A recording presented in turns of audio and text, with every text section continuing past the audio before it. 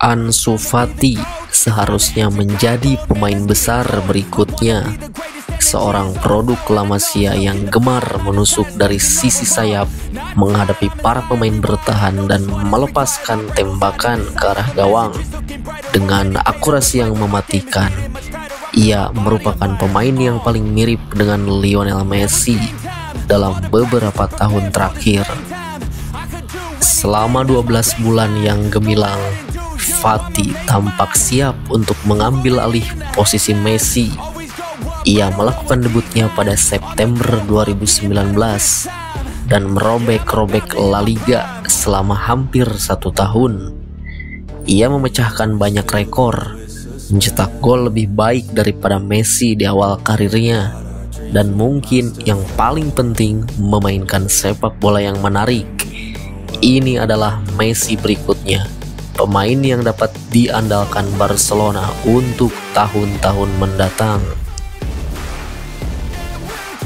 Hanya saja Fati jatuh ke dalam neraka cedera, tidak pernah benar-benar pulih dari masalah lutut, dan menderita serangkaian masalah otot sebagai akibatnya. 4 tahun setelah debutnya, ia bisa jadi akan segera pensiun, dan mungkin sebuah hasil yang ideal bagi semua pihak. Fati telah menjadi bagian penting dari tim muda Barca hampir sepanjang musim 2018-2019, dan rencananya adalah pemain remaja tersebut bermain pada musim berikutnya untuk Barca B di kasta ketiga Spanyol sebelum dipromosikan ke tim utama pada musim berikutnya. Tapi begitu jelas bahwa Barcelona membutuhkan bantuan di lini depan, dan Fati memiliki masa depan jangka panjang di klub. Ia menandatangani kontrak profesional pertamanya. Jadi mulailah peningkatan pesat menjadi bintang.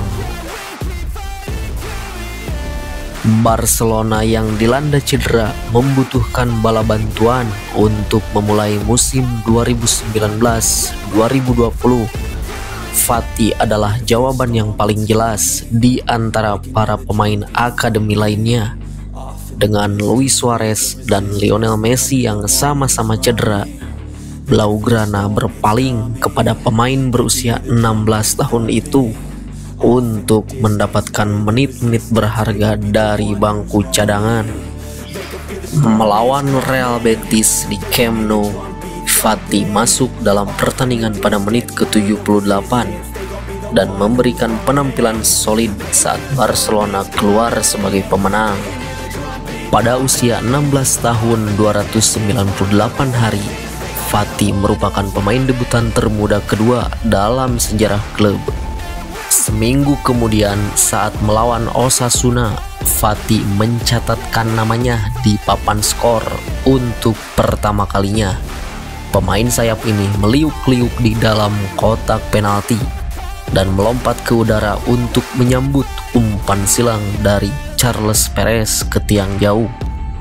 Penyelesaiannya yang apik tidak cukup bagi Barca untuk meraih kemenangan karena laga berakhir imbang 2-2. Tetapi itu menjadikannya pencetak gol termuda dalam sejarah klub.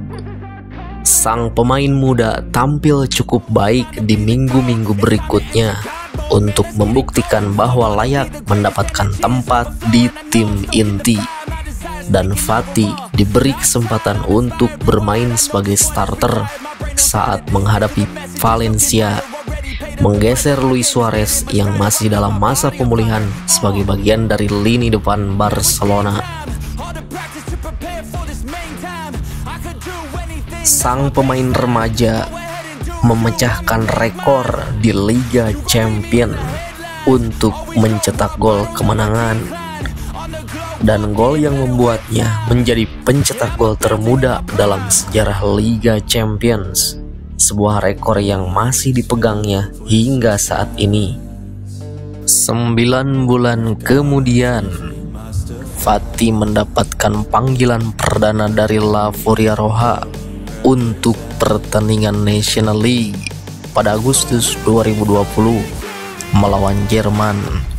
dan menjadi pemain termuda kedua yang tampil untuk timnas Spanyol. Ansu Fati kembali mencatatkan rekor dengan menjadi pencetak gol termuda kedua dalam sejarah El Clasico. Namun, masa-masa indah itu segera berakhir, tepatnya pada 7 November 2020. Lutut kiri Ansu Fati mengalami cedera setelah kakinya dijepit saat Barca menang atas Real Betis. Disinilah segalanya menjadi rumit. Ada perbedaan pendapat mengenai bagaimana meniskus Fati harus diperbaiki. Pemain sayap itu telah mengalami robekan total pada ligamennya, dan praktik standarnya adalah segera menggantinya. Namun, dokter bedah memilih untuk menjahit ligamen tersebut secara efektif, menjahitnya kembali. 2 bulan kemudian, lututnya hanya menunjukkan sedikit tanda-tanda pemulihan. Dengan jahitan yang gagal membantu penyembuhan ligamen secara organik. Jadi, Fati menjalani operasi lain yang digambarkan oleh klubnya sebagai perawatan biologis regeneratif. Dan meskipun rehabilitasnya lebih terukur pada kali kedua, lututnya masih belum pulih dengan baik. Nyeri lututnya terus berlanjut. Dan ketika jahitan Fati gagal sembuh dengan baik untuk kedua kalinya, ia memilih untuk menjalani operasi ketiga yang secara efektif merupakan pengulangan dari 2 operasi pertama. Hal itu terbukti sama tidak efektifnya. Remaja tersebut terus mengalami rasa sakit dan bengkak di lutut kirinya. Fati akhirnya menyerah pada saran orang-orang di sekitarnya. Meniskusnya masih belum menyatu kembali dengan benar, dan ia tidak punya banyak pilihan selain mengangkat semua bagian yang patah. Di tengah itu semua, Fati masih mendapat dukungan dari klub, dan setelah kostum nomor 10 dibiarkan kosong saat Messi dipaksa hengkang ke PSG pada musim panas 2021, Barca dengan cepat menawarkannya kepada bintang muda mereka, terlepas dari kenyataan bahwa ia tidak menendang bola selama 9 bulan. Barca makin menegaskan kembali kepercayaan kepada sang pemain dengan menawarkan perpanjangan kontrak kepada Fati yang mengikatnya hingga 2027 dan memasukkan klausul pelepasan ke dalam kesepakatan. Akan tetapi, masa-masa kebugaran Fati hanya berlangsung singkat.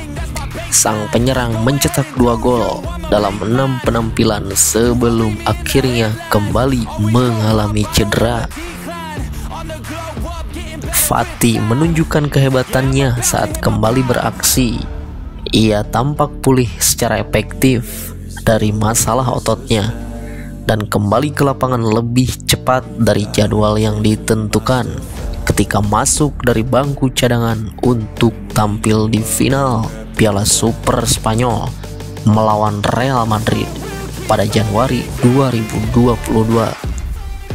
Tetapi ia tidak dapat bertahan dalam kondisi yang fit untuk waktu yang lama. Fati kembali mengalami cedera yang sama pada akhir Januari lalu dan hanya mampu bermain selama 40 menit setelah diturunkan. Barca merekomendasikan untuk menjalani operasi kembali, namun Fati menolaknya karena enggan menjalani proses pemulihan yang panjang. Sebagai gantinya, ia memilih untuk menjalani rehabilitasi secara teratur dan menghabiskan 3 bulan di pinggir lapangan. Ia kembali tepat pada akhir musim dan bermain lebih dari 30 menit dalam 5 pertandingan terakhir Blaugrana. Tetapi hanya ada sedikit waktu baginya untuk pulih sepenuhnya.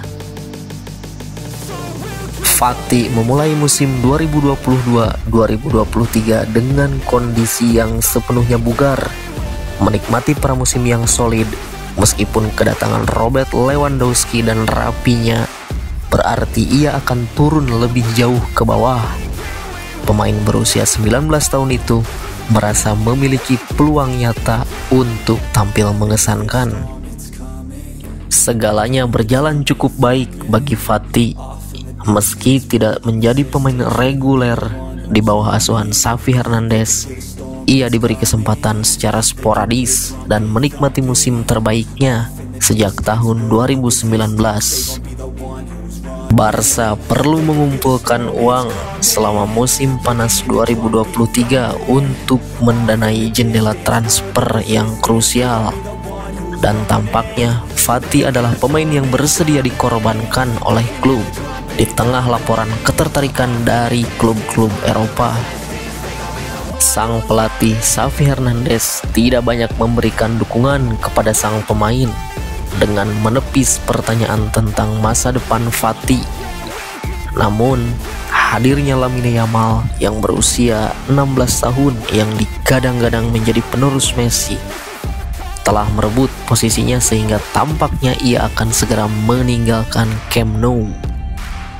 Dan pada akhirnya Ansu Fati memutuskan untuk mengambil tantangan baru di Brighton setelah meninggalkan Barcelona dengan status pinjaman selama 1 musim.